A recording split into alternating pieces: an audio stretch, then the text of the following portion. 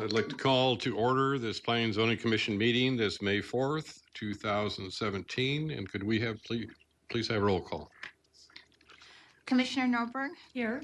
Commissioner Colton. Here. Vice Chair Keating. Here. Chair Chapman. Here. Commissioner Rosenbaum. Here. Commissioner Smith. Here. Commissioner Bash. Here. We have a quorum. Thank you. Director Fitzer, do we have any current events or reports that you'd like to give? You want to do the pledge first? Oh, It's okay. I skipped. That might help. Would you please join me and stand and we'll pledge allegiance to the flag. I pledge allegiance to the flag of the United States of America and to the republic for which it stands, one nation, under God, indivisible, with liberty and justice for all. Thank you. Now, Director Fitzer, do we have any current events or staff reports? Chairman, members of the commission, at the last meeting we had kind of the overview of the sign code. One of the things that we came away with was that we need to break up the sign code a bit into chunks that are a little bit more easily taken in than the entire thing. So we'll be coming to you the next couple meetings with different pieces of the code. We'll have one on a temporary signage. We'll have one on freeway, monument, and billboards. And we're looking at another one on wall signage and monument signage, and we'll try to break them up that way. So the next couple of meetings, you'll probably be seeing those, and you'll be getting them in your packets. So we'll be breaking those up accordingly. And that's the end of my report. Okay, thank you. If there's anyone that would like to address our commission tonight on any agenda item, there is a public form available out in the hallway. And if you could please fill that out and then submit it to our secretary, I'd appreciate it very much. And at this time, any members of the community that would like to speak on any agenda item that is not, or I should say that not on the agenda, this will be the time to do so. Is there anyone that would like to speak? Okay, seeing none, then we'll move along to our first agenda item is a consideration and action to approve the April 20th, 2017 Planning and Zoning Commission minutes. Is there any discussion? If there is none, then I'd entertain a motion. I move to approve. I second. It's moved and seconded. Could we please vote?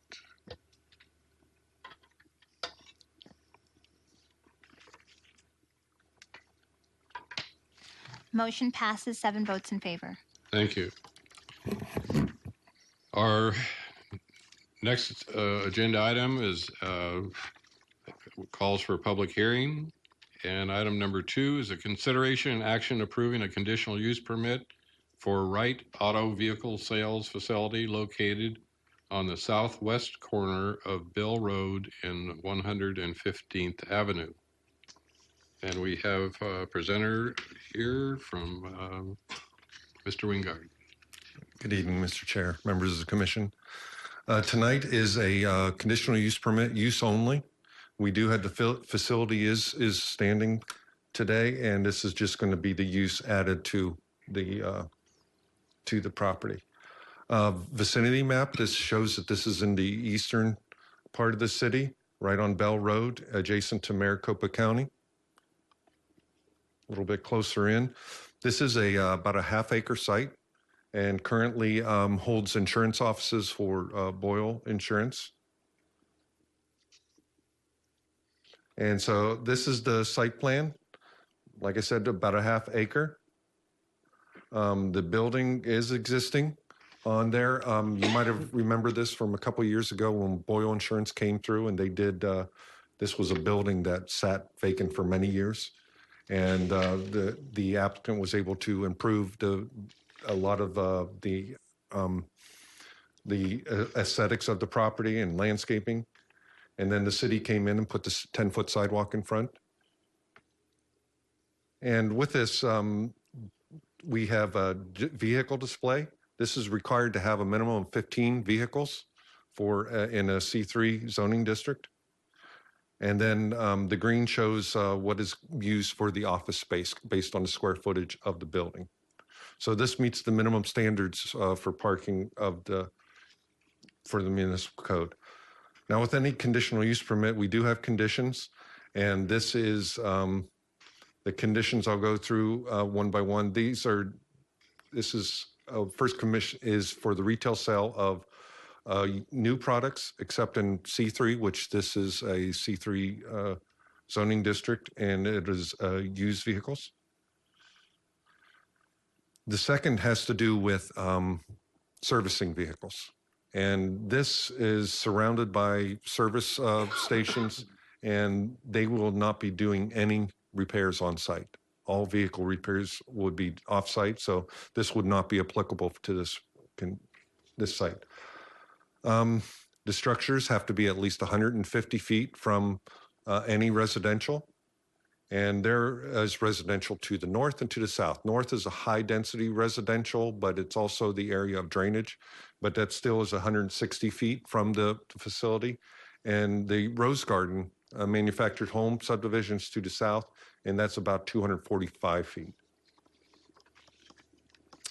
This also requires adequate space for vehicle carriers, and this again would not be applicable as there's going to be a drive service that will deliver vehicles one by one to the facility.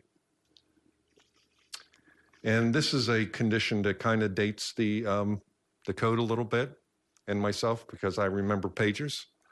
But no digital pagers, no outside communication such as loudspeakers will be used. And of course, we have cell phones that will be used.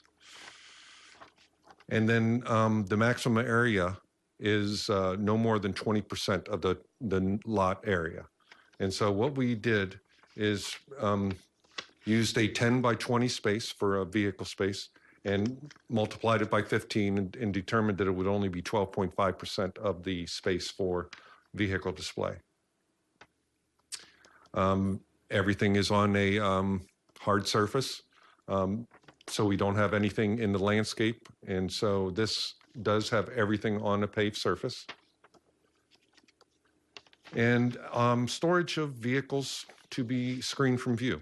There's not going to be any storage of the vehicles, just the display of the vehicles.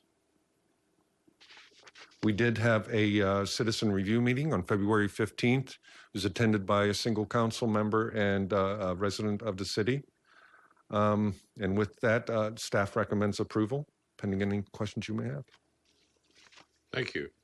This does call for a public hearing. I'd like to open the public hearing. Is there anyone that we have that has requested?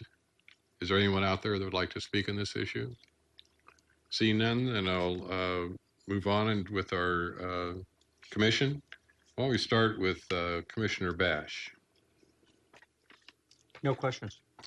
Commissioner Smith, No questions. Commissioner Rosenbaum, No questions. Commissioner Keating, No questions. Commissioner Coldham.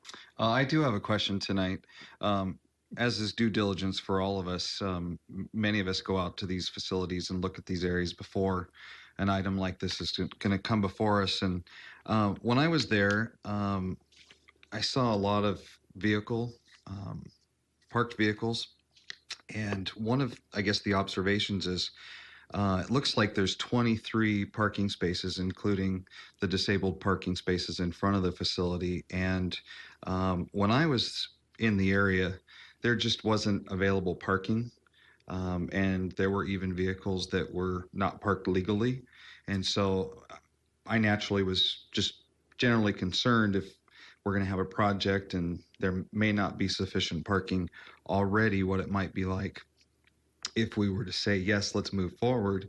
So I just wanted to ask and see if somebody might have an answer just related to that observation, or if the person's here that might be able to speak to that.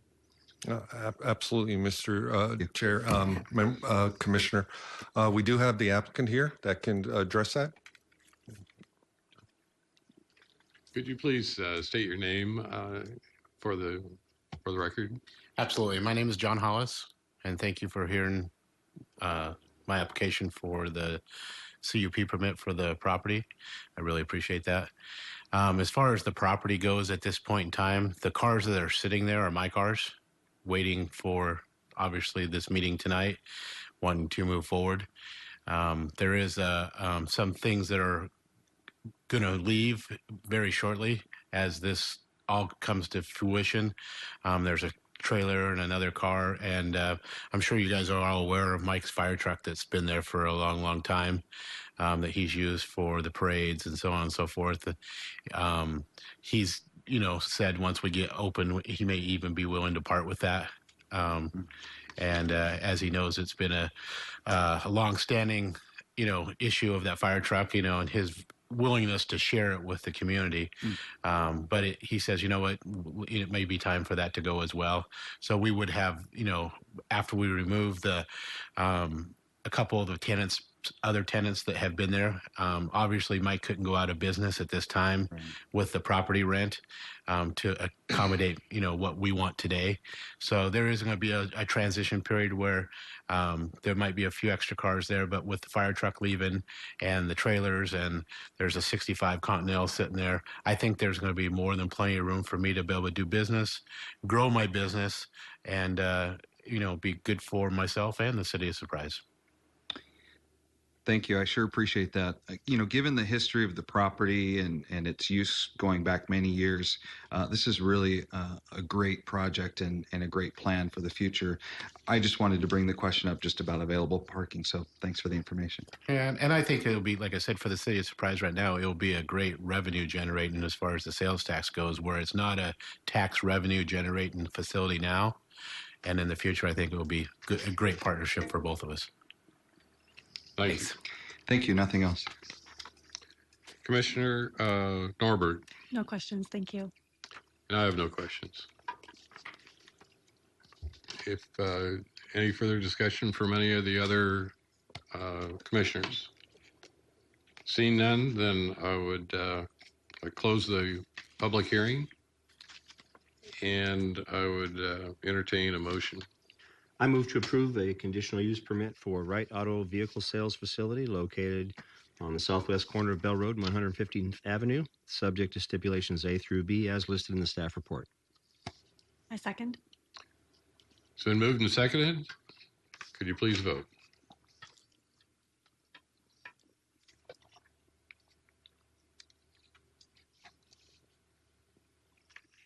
Motion passes 7 votes in favor. Thank you. Move on to item number 3 is a consideration and action regarding a zone change from residential ranch to residential medium density RM-9 with a PUD overlay. This also calls for a public hearing, and we'll start with our planner, Mr. Kufis. Good evening, Chairman and Commissioners. Yes, this is FS 16516 for Rancho Del Rey. This is, for all intents and purposes, is a kind of an infill project in an undeveloped area of the city. The property consists of roughly 25 acres. You can see the Rancho Mercado area right in through here. To the west is Tierra Verde East and West. Then Verdugo and Altamira would be over in this area. But you can, obviously is largely undeveloped. And the reason that this kind of qualifies as a sort of infill is it's tucked in, completely surrounded by Rancho Mercado. And this Rancho Mercado, of course, was approved quite a long time ago. And these were just basically exception parcels to the Rancho Mercado PAD. The intent of this zone change is to really create a set of development standards that is in concert with the Rancho Mercado PAD. And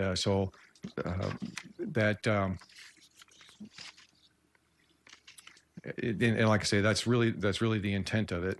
Of course, we're working with the SUDC. Rancho Mercado was approved under a different code, so it's a little bit of massaging to get it all to work, but that's the intent. And here you can see how this kind of fits into the larger Rancho Mercado PAD, and then the preliminary plat that the commission saw in probably a couple of years ago by now is this the smaller area, this Unit 1 area, and this tucks right into that.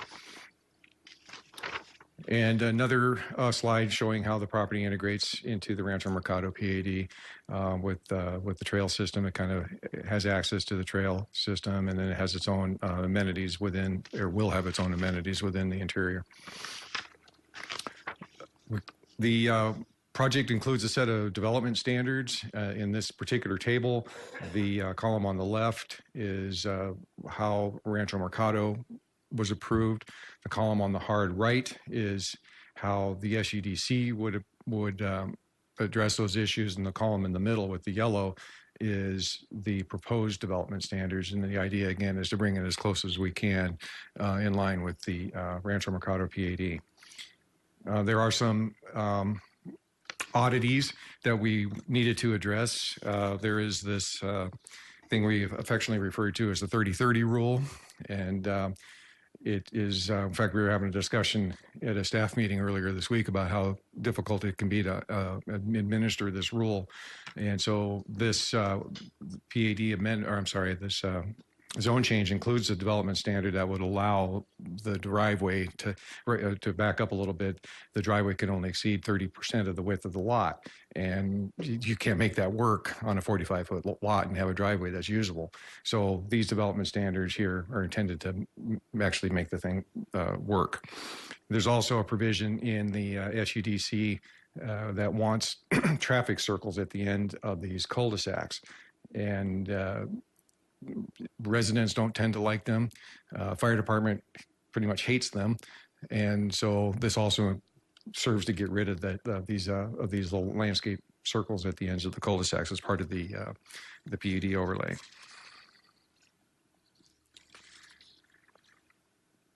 The project also will include 26% open space, where 20% is required. And it has an abundance of amenities appropriate for this size. There's a provision in the SUDC that says for medium density projects over 60 acres that they need to put in a community pool. The applicant feels, and we agree, that that's kind of a heavy lift for a project of this size, considering that it is really nesting inside of a larger project. So this PUD overlay would serve to eliminate that requirement as well. I did not include a slide, but we did have an outreach meeting, or the applicant held an outreach meeting in December of last year. Nothing really came out of it. There was couple people at it, one council member and one member of the public. And so there was some discussion, but no concerns that were raised over it. And we're comfortable with this recommendation to you for approval, subject to stipulations A and B. And I'd be happy to answer any questions. Thank you. This does call for a public hearing. I'd like to open that public hearing. Is there anyone that would like to speak on this issue? Is there anyone out in our audience that would like to speak on the issue? If so, please come up and state your name. Good evening. Excuse me. My name is Joe Walsh. I'm the land planner for Rancho Del Rey, representing the property owners. Yeah, I just want to make this kind of brief because I think Rob kind of went through all the aspects of this. We're basically filling in the donut hole here for Rancho Mercado, where these three properties were left out of the original PAD, and now we've kind of combined them all. So we have a working relationship with all three properties. And so in doing that, we've tried to mirror the Rancho Mercado development standards as much as possible. And in fact, what we've done is exceeded a couple of them. One of them was extending the driveways to 20 feet from the back of from the property line to the face of the garage, as opposed to 18 feet. That's been an issue on many projects that I've dealt with the city that we're working with right now, and felt that that's pretty much needed. You have a lot of trucks that are pretty long these days, and you just don't want them sitting out and butting up into the sidewalk. So that's one of the things. We've also increased our minimum lot size from 4,000 square feet from Rancho Mercado to 4,500, which kind of meets the underlying zoning. And beyond that, we really worked with the staff in regards to our access points to both Happy Valley Road, lining up with 145th Avenue, which required us to get some state land, or working with getting some state land to be able to put in that roadway, which would help once the state land department property gets developed to the west of us. We give them an access point. Plus, we're also providing for another access point further on north of our project that butts into their eastern boundary. One of our main access points coming off of Happy Valley Road was only going to be a right in, right out, just because there's a median out there, and the city staff thought it best that we just have all our main right turn, left turn movements right there at 145th Avenue. So I think we've addressed all the issues that the staff has brought up, both with the fire department and the roundabouts. And as Rob had mentioned, the situation with the community pool, that's some condition that's generally based on maybe a larger project, or maybe more of a high density type of project, where these lots are large enough they can have their own individual lot or pools in the backyards of these lots. So we felt that was a condition that should go away in this case here. And other than that, we're agreement with all the stipulations on the property too. If you have any questions, I'd be more than happy to answer. Thank you very much. Thank you. Always start with Commissioner Norberg. I have no questions. Thank you. Commissioner Colton. Just a couple of comments. First, really like the driveway extensions. That's a nice new piece. And then also the larger lots extending from 4,000 to 4,500 square feet. Great new additions to this. Thank you. Commissioner Vice Chair Keating. I don't have any questions. Thank you. Commissioner Rosenbaum. No questions. Commissioner Smith. No questions. Commissioner Bash. No questions. I have no questions. If there's anyone else that would like to speak on this matter, it's time to do so. Seeing none, then I'll close our public hearing, and I would entertain a motion. I move to recommend approval to the mayor and city council regarding the requested zone change from residential ranch to residential medium density, RM9, with PUD overlay, subject to stipulations. A and B is listed in the staff report. Second. Okay, it's been moved and seconded. Would you please vote?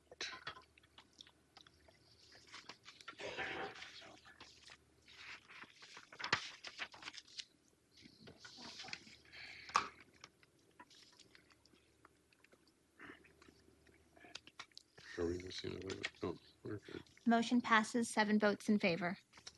Thank you. Thank you, Mr. Krufus. And thank you, Joe. Thank you. Our last item, number 4, is a discussion and direction pertaining to any future agenda items. Are there any? Yes. Yeah, We I do have have one.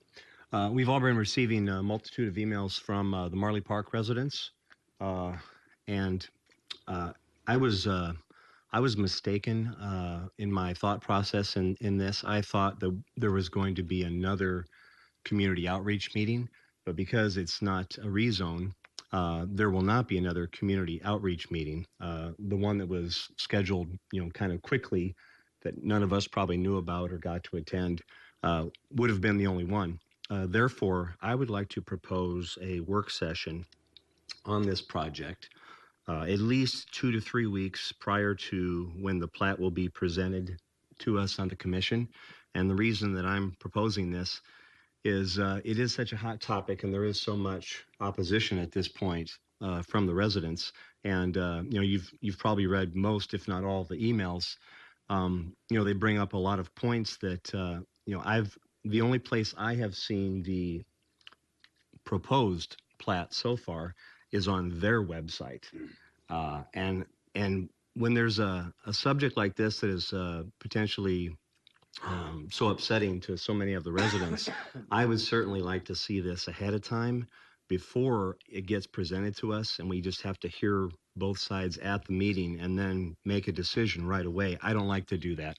I like a little bit of time to ahead of time to get the presentation, to hear both sides, and then have a little bit of time to ask my own questions, do my own research if necessary. And I hope that all of you feel the same way. So that's why I'm proposing this. And, I hope that you understand and would agree with that.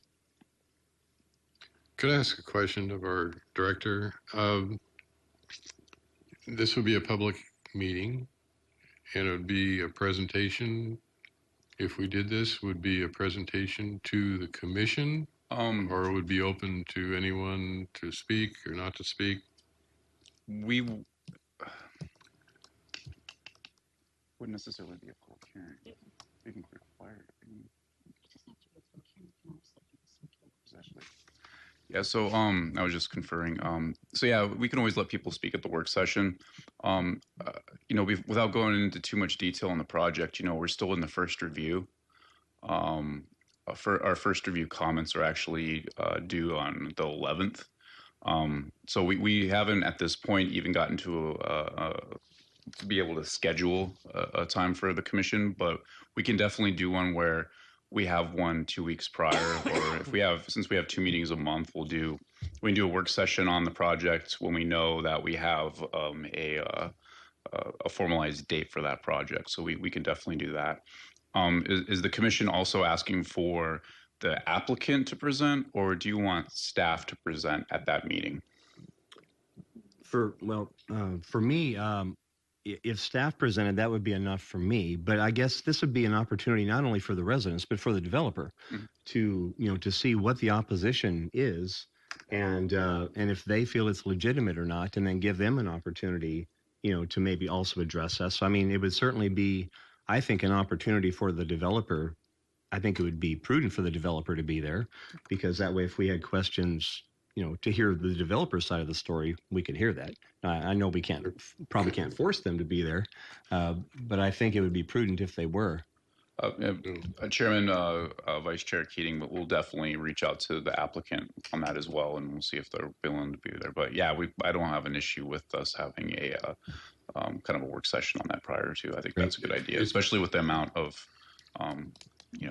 emails and so forth that the staff has received. Could I ask a question? On becoming familiar, of course, we don't have the information at this point of where they're coming from. But are we holding 2 public hearings, or one, the workshop, we won't be voting, but just be information only? So if we can do that. Yeah. Sorry, Chairman, members of the commission. So yeah, neither of these will be a public hearing per se. So it wouldn't be agendized as a public hearing. The project would be coming in as a site plan review, because they're not making any zone changes or anything along those lines. But what we would do is we would basically agendize it as a discussion topic on your regular agenda. We'll have a presentation by staff. We'll be able to discuss it. You can allow the public to speak at that meeting, and then the subsequent meeting there would be an agendized item for action. Okay, then we'll follow up with you and determine what's the best way to approach this. And thank you. Any other questions or on future agenda items? Okay, seeing none, then I will adjourn the meeting.